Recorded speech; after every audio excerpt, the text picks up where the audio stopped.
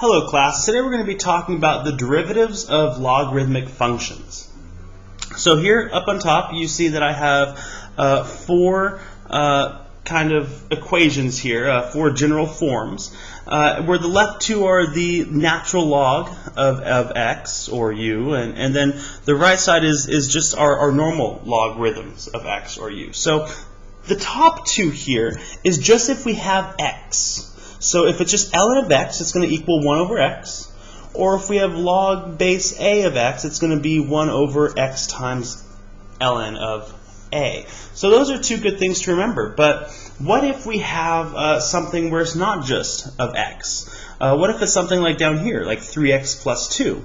Well, in that case, we would have to use the chain rule, right? Take the derivative of the outside times the inside, and then multiply it by the derivative of the inside. Well, when we do that, we get these up here. So that's going to be ln of u. Let's say u is something other than x. It's 4x or 3x plus 2, maybe. Then it's going to be equal to the derivative of u divided by u. Well, what if we have log base a of u of something other than x? It's going to equal to the derivative of u divided by u times ln of a. So these are good to remember. We're going to be using these much more often than we use these because, well, not all the time is it just ln of x or log base, say, 2 of x or something, right? It's going to usually be of something more. So let's talk about the derivatives of these. So let's go through these examples. Here we have y equals ln of 3x plus 2. And so we have something that's not just x. So we're going to be using these down here. So it looks like we need to find our u and our u prime. Well, u is whatever's in the parentheses here. So that's going to be easy. U is just 3x plus 2. And then we just need to find u prime. So we need to find the derivative of u, which is not that bad. That's just going to be 3. So going through this, we can say that dy dx we know is going to be equal to u prime over u. So it's just going to be, oh, sorry, this is u prime. It's just going to be 3 over 3x plus 2. And that's the derivative of this. What about something down here? Well, we have ln of u, right? So u is going to be 4x squared plus 10. And again, we need the derivative of u because we're working with the ln function, and the ln is just the derivative of u over u. So the derivative is this. It's not that bad. Just use the power rule. It's going to be 8x. And now we can just plug it right in. So dy dx is equal to our u prime, so 8x, over 4x squared plus 10.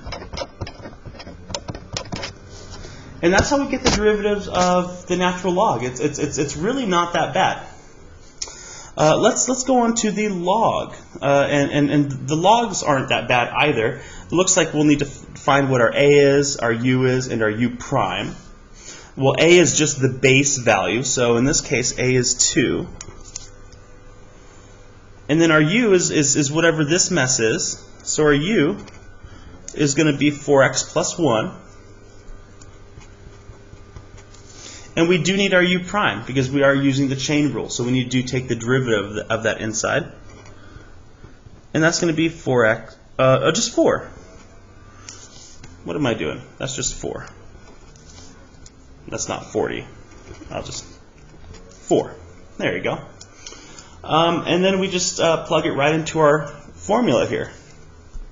So dy dx is equal to u prime, so that's going to be 4, over u, which is, I'm going to put in parentheses, 4x plus 1, times ln of a. And a is 2, so the natural log of 2.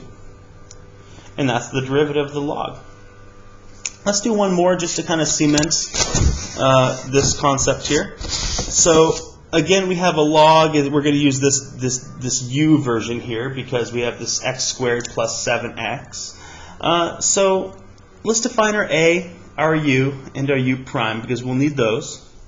So a is our base, that's just going to be 3. U is this chunk in here, so that's going to be x squared plus 7x. And we need to take the derivative of that thing. So u prime is just going to be 2x plus 7. And now we have all the information we need. We're going to plug it right into this general form up here. So dy dx is equal to, let's see, we're going to have, let's see if I get both of them in here. There we go. We have u prime, so that's going to be 2x plus 7 over u, which is x squared plus 7x, times ln of a. So it's going to be ln of the natural log of 3.